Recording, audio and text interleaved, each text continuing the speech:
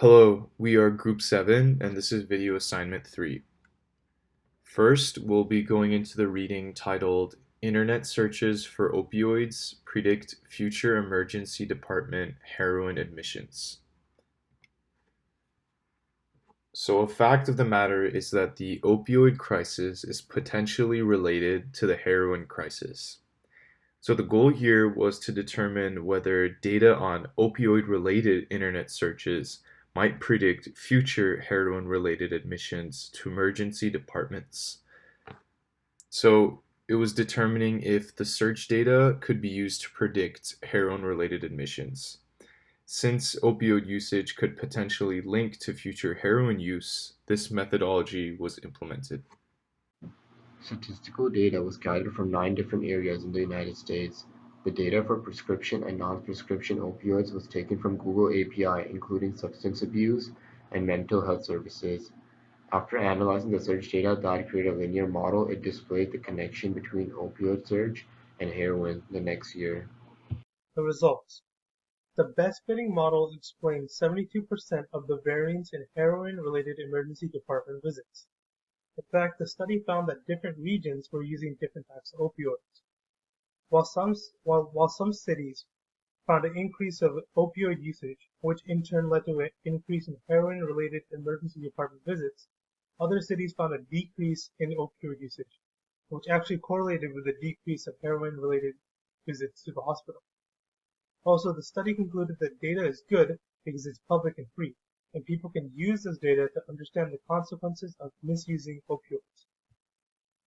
The study narrowed down its keywords to Avenza, brown sugar, China white, codeine, cadine, methadone, and oxymorphine.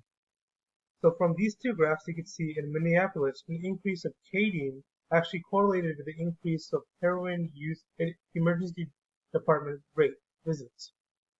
But in San Francisco, an overall decrease in opioid searches actually led to a decrease of heroin-related hospital visits later in 2011.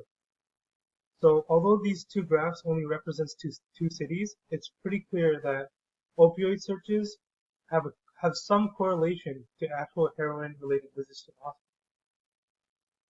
In regards to the opioid crisis, the internet may also prove to be a very valuable tool in geographic regions where no current heroin-related data exists.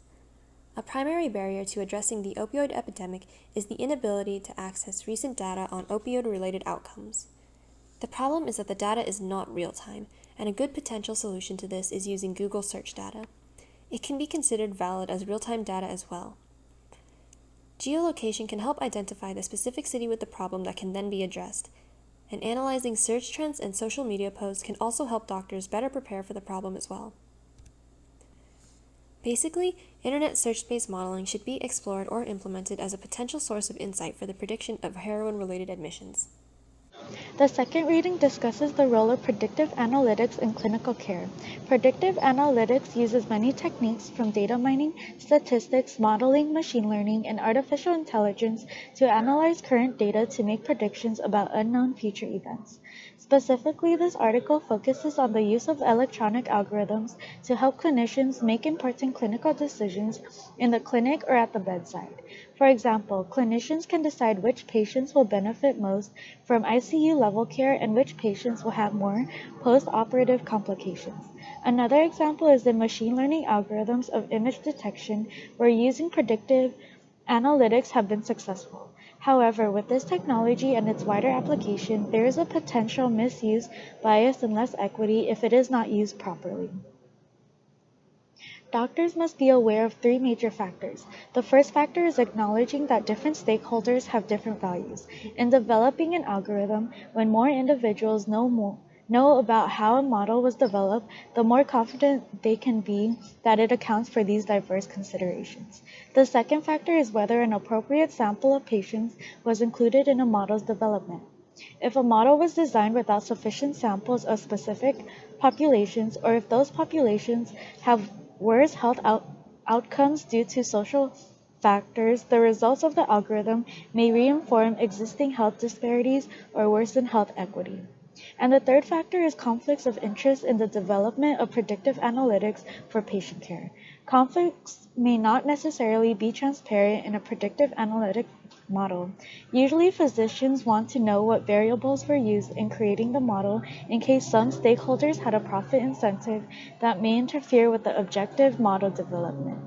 Overall, predictive analytics algorithm may compromise physicians when helping a patient decide on treatment. Obligation to the patient remains. PA technology has been a great leap for big data. Although PA has more data, it is still not close to canceling out the unpredictability of clinical care. And we still have to question whether or not PA will provide additional data or if it will be applied to the patient in the room.